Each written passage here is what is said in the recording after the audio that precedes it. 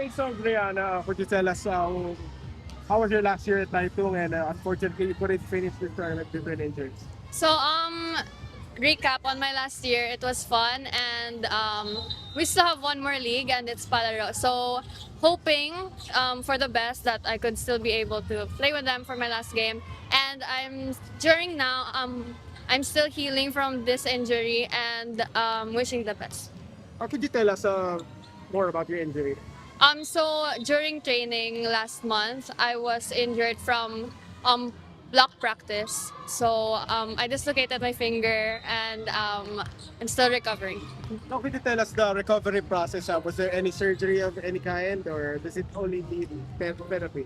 So my dislocation, it was okay if it wasn't an open dislocation. So since it was an open dislocation, I had to go through a surgery, and after that surgery, I still had 2 weeks immobilized. So after those 2 weeks, I've been able to move it through different motions already, but it's still not at its fullest. Now, talking about your team, of course, they're gonna play in the finals later. So, what can you say about the program and how it is progressing, staying strong against teams from Manila? So honestly, it has been mentioned multiple times, but by our team manager, that this program wasn't just a program that was built overnight.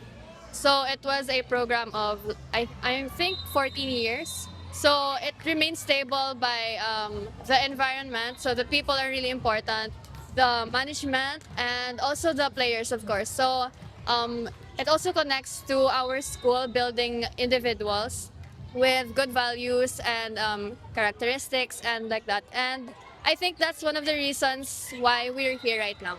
Could you also talk about the good effect of social media, because your team, of course, from Bacolod, not seen by many in Manila, but now because of social media live streaming, they could watch you live in Palarong Pambansa, and gives the chance for other schools in Manila to scout you. What can you say about that? So honestly, on a bigger perspective, social media has its pros and cons. But for sports, I believe that it's more on the pros because first it can help student athletes get the exposure they need, and it can also open big opportunities for them, no matter where they come from. And it can also, if you're on the right side, it can also help with the confidence of one player. Of course, your team title, one of the best in the Palarong Pambansa. Can you talk about the team's preparation, even if you're still aren't able to train with them?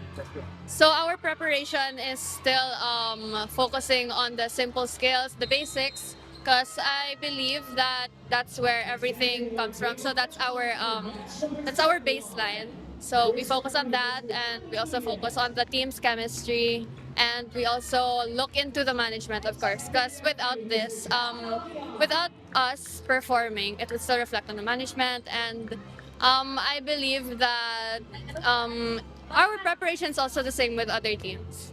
Now, you've said, I think early as last year, that you've committed to Ateneo. You also have former teammates there with title, right, with Donna De Leon and Ana Hermosa. We talk about playing with them for next year in the UAAP. So honestly, I'm just excited for what my after Palaro events give to me. So I'll just be waiting for my path. Now, how do you think is it big of chemistry with you playing with your former teammates here at Ateneo? So honestly, I couldn't have a say in this because high school level and the collegiate level is different. So we'll see once we're there. Now, final question. We saw Robbie Celia, one of your perhaps featured teammates. Can you talk about have you already talked to them? Have they received you? Have you trained with them or anything like that? All I can say po is I'm still with the Bacolod Tay Tung.